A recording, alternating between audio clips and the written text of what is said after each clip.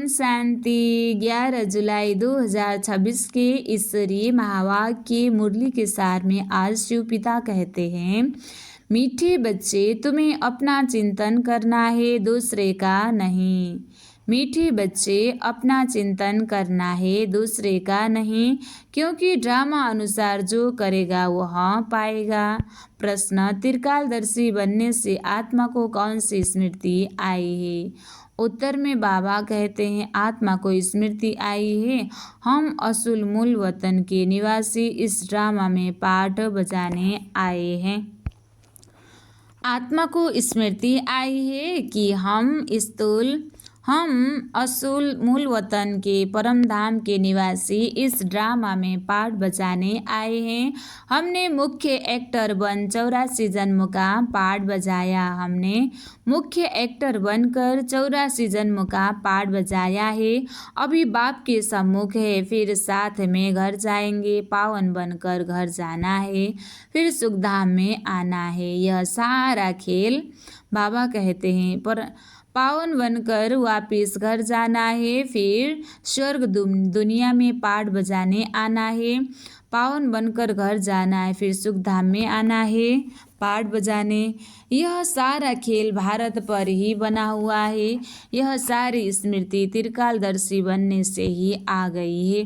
गीत, मरना तेरी गली में, जीना तेरी गली में। अच्छा, मीठे मीठे सिखला दे बच्चों प्रति माता पिता बाप दादा का याद, प्यार और गुड मॉर्निंग। रूहानी बाप की रूहानी बच्चों को नमस्ते। हम रूहानी बच्चों की भी रूहानी बाप दादा को दिल से याद, प्यार और गुड मॉर्निंग।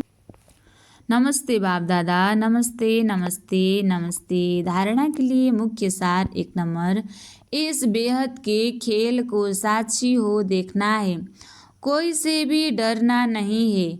इस बेहद के खेल को साक्षी हो देखना है, कोई से भी डरना नहीं है। निर्भय बनने के लिए मैं आत्मा हूँ, यह पाठ पक्का करना है। दूसरा, अपनी जांच करके स्वयं की परीक्षा लेनी है कि कोई भी कर्मेंद्रिय चलायमान तो नहीं होती है। काम विकार पर विजय पाई है, देही अभिमानी कहाँ तक बने। आज बाबा ने वरदान दिया है, एक बाप की स्मृति से सच्चे सुहाग का अनुभव करने वाले भाग्यवान आत्मा भव। एक बाप की स्मृति से सच्चे सुहाग का अनुभव करने वाले भाग्यवान आत्मा बनना है। जो किसी भी आत्मा के बोल सुनते हुए नहीं सुनते, किसी अन्य आत्मा की स्मृति संकल्प व स्वप्न में भी नहीं लाते, अर्थात किसी भी देहधारी के झुकाव में नहीं आते। एक बाप दूसरा न कोई इस स्मृति में रहते हैं, उन्हें अविनाशी सुहाग का तिलक लग जाता है। ऐसे सच्चे सुहाग वाले ही भाग्यवान है। स्लोगन, अपनी श्रेष्ठ स्थिति बनानी है तो अंतर्मुखी बन, फिर बाहर मुक्ता को।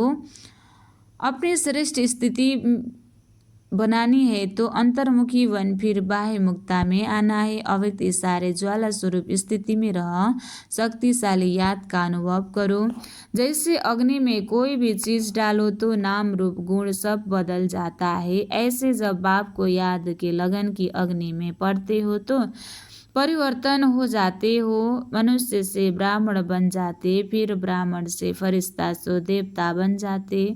लगन की अग्नि से ऐसा परिवर्तन होता है जो अपनापन कुछ भी नहीं रहता, इसलिए याद को ही ज्वाला रूप कहा जाता है। अच्छा, ओम शांति।